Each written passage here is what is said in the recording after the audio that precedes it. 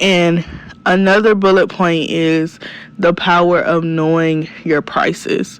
So when you first become pre-licensed in tech, you always want to bring yourself, practice, make your business cards, have a nice setup, practice some more, network more, practice again, but you always want to know your prices. So starting out, I would recommend go on lash pages in your city, see what they're charging. If your lash tech in your city, like the popular one, is only charging $75, you could either try going under $75, charging $75, or just $10 more. Never go above $10 more. If your lash tech in your city, I think the highest price in the city of Columbus, my city, is I think $120 for a classic set. So if I ever become a lash tech or something, I would charge that much, or $130 or whatever. But you have to know if your prices are worth it, or you have to know the worth of your prices. It goes either way. Knowing the prices, knowing your worth and knowing your prices and the value of your art goes a long way. You just have to feel like you're valuable of your work. There's nothing like a good nail tech that knows she does good work, or a good lash tech where you know you're good work and you want to be cheap because people are like, oh, that's expensive. Well, maybe you're not spending enough.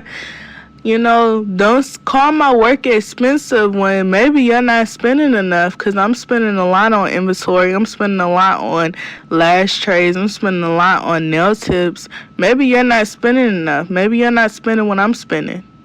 And that goes the same way with different clientele. You're going to work with certain people or network with certain people where they're like, oh, I like your business cards. Like, I went on your Instagram. I love your work, but your prices are too high. They can go to someone else. Your city big enough. Your city is big enough. Never think your city is always small enough where you're losing clients because of your prices.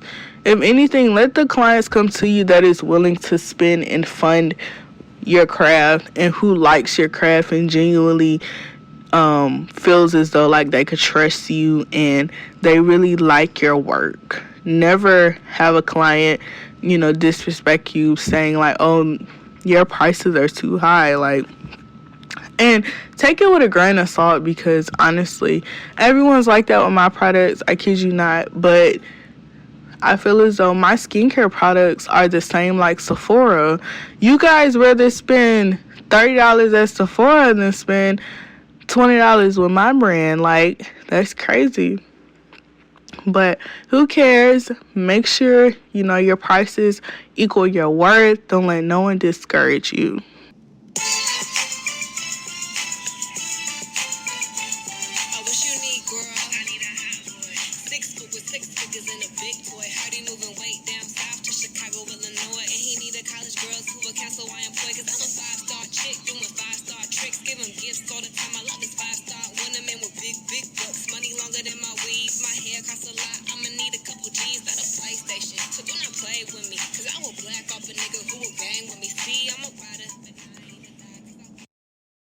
But yeah, like, if you focus on like this becoming your last 9 to 5, and you really just want to work yourself and you really want to put yourself out there and chase a bag, you should, sis, or you should, boy, just because like you feel like it's your time. And there's nothing wrong with that. Like, a lot of people have their nose up when people want to start their own business, or when they're quote unquote tired of working. And there's nothing wrong with working, but when you know it's just not for you, like, and you rather hustle, there's nothing wrong with that. Like, you've seen darker days and you've seen hard times, but there's nothing like making your own money and having to pay taxes. There's nothing wrong with that. And honestly, like, I'm a bag getter myself, and I probably want to start a trade. I do want to start funding a hobby or funding a trade simply because I have it. I think I have it. I want to fund myself. So, yeah, you guys, I think I want to start a trade. I don't know what it will be yet, but something, a side hustle, just because this will be my last 9 to 5. I really want to focus on my business. My business is my baby. Y'all support me so much. Y'all listen to me every 2 weeks. Like, I love it here. So, yeah. Nigga that can spin it, love a nigga about his business. When it come to getting riches, he know just how to get it. Buy me 26 inches, got me standing on these bitches. I'ma fuck him like his mistress, send him home to the missus. I ain't tripping, I'm sipping, yo, we kick it big. Got a bad little young bitch, she so sadistic. Cost 26 inches, wanna play with a ninja. I just need a quick, all I need is 2 minutes. Money by the bond there, yeah, you know we get born. Man, the city money by the bitch, ass and titty. I just want a 100, spin the doors and 50. Smoking weed, it got me hungry, all tails and chickens.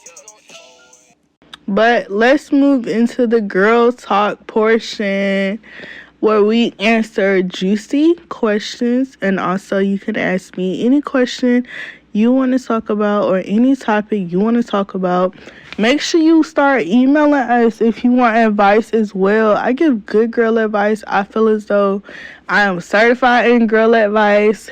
Remember, it is my commentary and my personal opinion, but I will always keep your name anonymous. So if you do have any questions or any topics you want me to talk about or more girl boss talks, make sure you email us at officialbougiefetish at gmail.com, or go to our website and go to form, and it should be a tab where you can earn a free shout out for your social media, and you can get shout out and also get your network shout out as well. If you have a business or a special event coming up, you can get a free shout out if you ask a question you want me to answer or a topic you want me to discuss.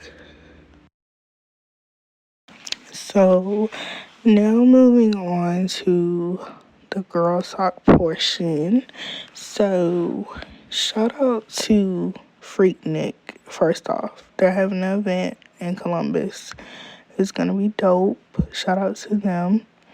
So the first question is, do you think females can be in adult entertainment and still respect herself? Okay, I think that's a great idea. So when it comes to that type of industry, like nowadays, I still feel as though men aren't ready to accept women. Like, I feel as though like they're still not comfortable in accepting, like,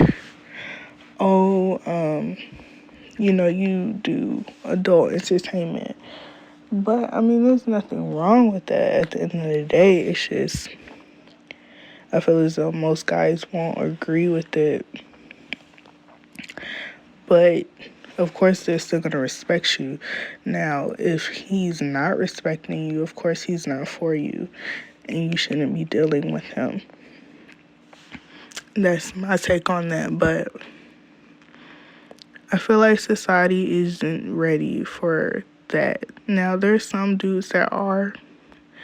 And, they still agree with their woman. And they're okay with she does adult entertainment. I still find her beautiful. I still find her attractive. But most guys don't. The next question she asked, do all girls have a hint of lesbian in the... If you're attracted to women, yeah, but me personally, not trying to spill the tea, but some women, that's not their forte. But I feel as though everyone does. Like, everyone's a slight bit tad gay, or, got a little bit of lazy in them. Yeah. Like, like, girls would compliment each other all the time. Like, if you find a girl pretty, I mean, I'm not saying you gay, but, if she fine, she fine.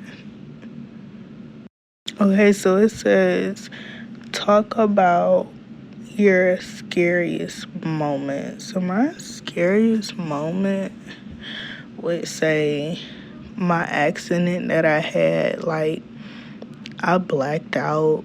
I was driving home from work, of course, and it was like around 7. The sun was going down, and I was just driving on the expressway, and a car damn near ran me off the road because they didn't see me, and they were trying to get over in my lane. And my car started spinning. I don't know how many times it spun, but I felt like I was in the air, and it was just spinning and spinning. And I closed my eyes for like 3 seconds, and something told me to just breathe. I literally grabbed the wheel. I stopped myself from spinning. My car was in the middle of the expressway. My little Honda was covered in dirt. It was not a pretty scene. Like, I almost had a heart attack. It was in the middle to the far right. So I literally drove over the medium after I waited till all the cars left. And I called my mom. I said, I just got into an accident and hit anybody. But it was very scary. Like, I thought it was gonna be the end. Like, not being dramatic, but I was scared for my life. That has never happened to me. Always stay safe while driving. Driving can be very dangerous if you're not paying attention. Please pay attention on the road. Someone asked me, how do you know if a guy really likes you? That's a good question. His actions. Like, these dudes will say anything nowadays. It's actions what matter. If a guy is saying, like, oh, I'm going to take you out to lunch, and I'm going to do this for you, and I'm going to buy you flowers, and all this other stuff, I promise you, like, if he's going to do that, he's going to show you, he's going to tell you things, but he's going to have action behind his words. And I feel as though that's not a guy, that's a man, So if he's showing you he has interest and he's trying to pursue you, he's gonna show you action rather than just speaking on what he's gonna do for you. And yeah. And one question that stood out to me is, if a man funds your lifestyle or invests in you, do you think that's using him? No, because he decided to invest in you. He decided to pursue you. He found you very interesting. It's probably something that he sees in you, or he wants to pursue you, and he just wants to be happy and fun your lifestyle. He probably sees that you're gorgeous and beautiful. If he wants to spend his money on you, let him. You don't have to do anything for it at all.